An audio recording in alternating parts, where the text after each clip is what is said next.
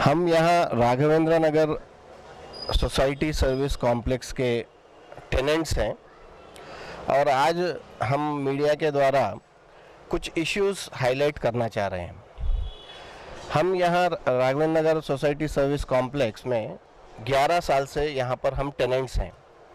ये कॉम्प्लेक्स जो है राघवेंद्र नगर कोऑपरेटिव हाउसिंग सोसाइटी का एक प्रॉपर्टी है। इस प्रॉपर्टी को हमने एक ख़ास वजह से डेवलप किया था। आज से 10 साल या 11-12 साल पहले यहाँ पर अपने सोसाइटी के अंदर कोई भी एमिनिटीज़ नहीं थे।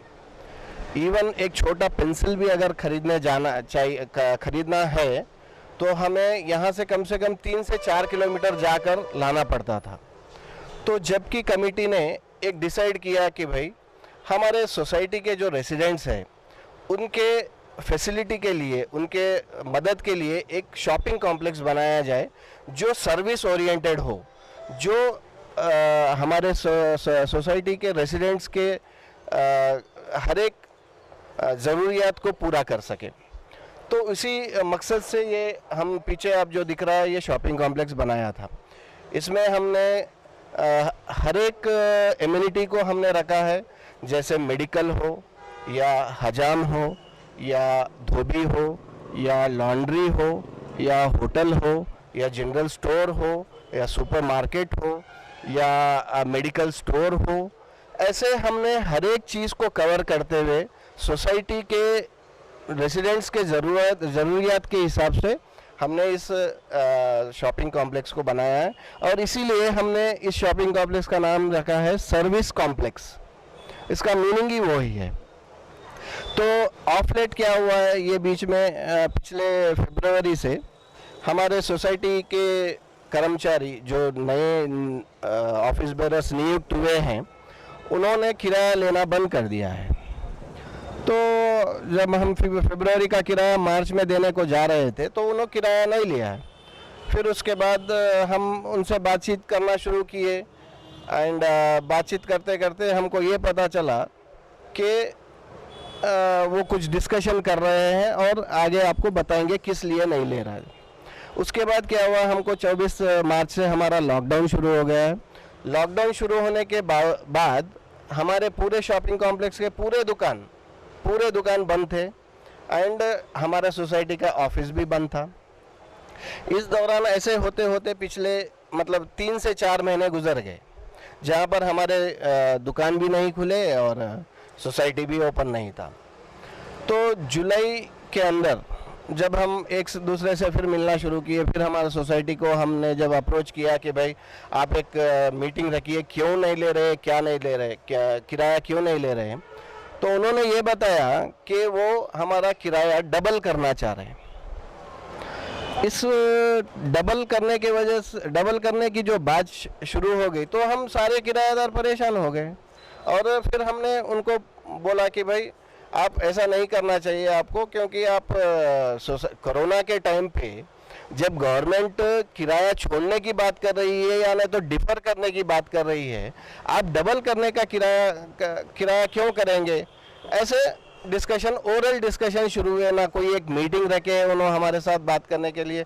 जब इतने 14 या 15 टेनेंट जो हमारे शॉपिंग कॉम्प्लेक्स में हैं, किसी को उन्होंने बुलाया नहीं है, किसी को उन्होंने बात नहीं किया और ऑल ऑफ ए सडन एक दिन उन्होंने लीगल नोटिस भिजा दिया। लीगल नोटिस भिजाकर हमको पूरे टेनेंट्स को खाली करने के लिए एक नोटिस दे दिए। अभी हमको एक समझ में ये नहीं आ रहा है कि सोसाइटी के ऑफिस बेरर्स का इरादा क्या है। क्या वो सभी को किराया सभी को खाली करके क्या उन्होंने अपने पर्सनल गेन के लिए खाली करा रहे हैं, या उनके कोई पर्सनल लोगों को जो उन्हें पहचानते हैं उनको देना चाह रहे हैं।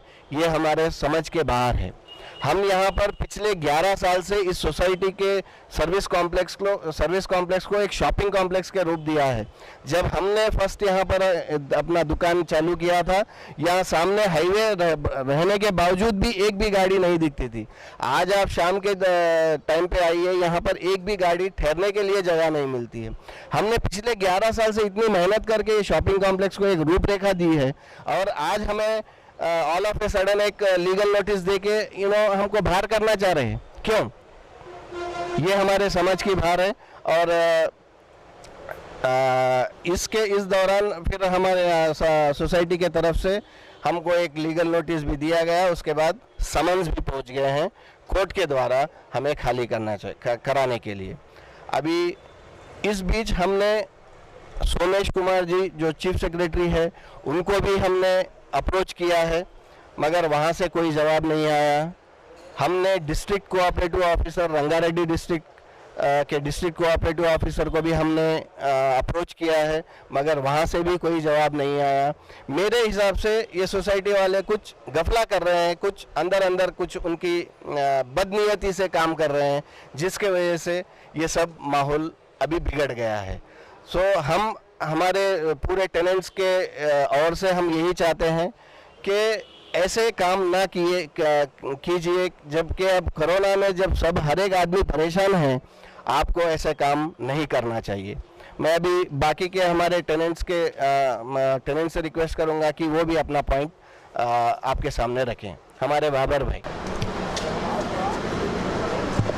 जब सारी दुनिया परेशान है कोरोना से, ना सिर्फ अपना देश, ऐसे मूवमेंट में हर शख्स इंसानियत और हमदर्दी की बात और लिहाज कर रहा है। मैं ख़ुद भी कई जगह का, मेरे अपने टेनेंट भी हैं, हम भी अपना किराया छोड़े हैं या कम से कर दिए हैं या डिफ़र करवा रहे हैं। ऐसी सूरत में साबिक़ा किराया जो मिलता था वही लेना बड़ी बात थी, लेकिन उस पर डबल किराया कर देना ये इंसानियत के ख़िलाफ़ है और सर्विस ओरिएंटेड है। ये किसी की ज़ाती मलकियत नहीं है कॉम्प्लेक्स। ये हमको भी अगर खाली कराएं तो ये किसी और को देना ही है। ये अपने बीवी बच्चों के वास्ते तो रखने वाली चीज़ नहीं है, इनको देना है किराया के लिए, और ये किराया सोसाइटी के अपने खर्चों के लिए, अखराजात के लिए लगाया जाता है। जब ऑलरेडी जो किराएदार हैं, जो आज तक 11 साल में कभी कोई महीना किराए का छोड़े नहीं और ना कभी लेट दिए हैं, किसी का किसी डिफ़ॉल्ट में नहीं है, ऐसे किराएदारों को खाली कराना, ये नई जो कमेटी बनी है वो कमेटी का मकसद इसको टोटल कमर्शियल कर लेना और इनके अपने लोगों को अपने जगह पर किराए पर देना इनके अपना नियत है, जिसकी वजह से ये पुराने किराएदारों को खाली कराकर नए इनकी जान पहचान के किराएदार को देने और उनके दूसरों के नाम से खुद अपने मलगियान चलाने की कोशिश कर रहे हैं, जिनके बदनीयती ये है। मैं सोसाइटी के ऐसे लोगों से गुजारिश करता हूं कि इंसानियत को देखें और साबिक़ा किराएदार जो वक्त पर किराया देते हैं और वो ख़ुद भी किराए इज़्ज़त के लिहाज से एक 30 से 40% बढ़ाने के लिए तैयार हैं, इसके बावजूद भी उसको 100% कर देना ये जुल्म है, ज़्यादती है और हुकूमत के आर्डर के ख़िलाफ़ है। तो मैं इन सब से गुजारिश करता हूँ कि इंसानियत के लिहाज से काम करें, वरना ये एकदम कमर्शियल हो जाएगा, सर्विस ओरिएंटेड ख़त्म हो जाएगा और ये सब ये सेठगिरी की बात होगी और इससे जो माहौल बना था वो माहौल ख़त्म हो जाएगा और बहुत सारे लोग इससे बेरोज़गार हो जाएंगे, जिनको रोज़गार से महरूम करना इनके खिलाफ पेट पे लात मारने वाली बात होगी।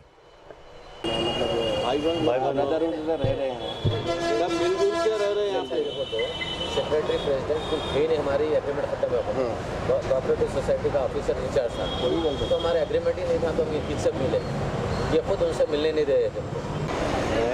सोसाइटी में 11 साल से किराएदार हैं हम लोग, लेकिन आज तक का कुछ प्रॉब्लम नहीं आया। ये नई सोसाइटी फॉर्म होने के बाद में पूरे प्रॉब्लम क्रिएट्स हो रहे हैं, बस यही है हमारा। मैं यहाँ पर सारे टेनेंट्स के ओर से मैं एक ही गुजारिश करना चाह रहा हूँ हमारे सोसाइटी के प्रेसिडेंट, सेक्रेटरी, वाइस प्रेसिडेंट और सभी ऑफिस बेरर्स से ये गुजारिश करना चाह रहा हूँ कि आप हमें बुला के डिस्कस क्यों नहीं करते, बुलाकर हमारा प्रॉब्लम सॉल्व क्यों नहीं कर रहे। आप ये legal issues and legal complications में क्यों जाना चाह रहे हैं? क्या आपका पर्सनल इंटरेस्ट है और आप इसे हमें सबको खाली करा के आपको क्या पर्सनल इंटरेस्ट उसमें आपको है, हमें ये क्लैरिफाई कीजिए। वरना ये लीगल फाइट से बहुत ही दूर तक जाएगा। एंड सभी के सोसाइटी के रेसिडेंट्स टेनेंट्स जो अभी तक भाईचारे से रह रहे हैं, हर एक के बीच में एक मनमुटाव आ जाता है, एक क्लेश आ जाता है, जिसके वजह से हमारे जो डेली उठकर हम एक दूसरे का मुंह देखते हैं वो देखना बंद हो जाएगा, वो प्रेम भाव चले जाएगा। और इसीलिए हम प्रेसिडेंट, खासकर प्रेसिडेंट, सेक्रेटरी, वाइस प्रेसिडेंट से हम खासकर गुजारिश कर रहे हैं कि आप ये सॉल्व, बैठ के भी प्रॉब्लम सॉल्व किया जा सकता है, और हमारी सिर्फ यही गुजारिश है। Thank you.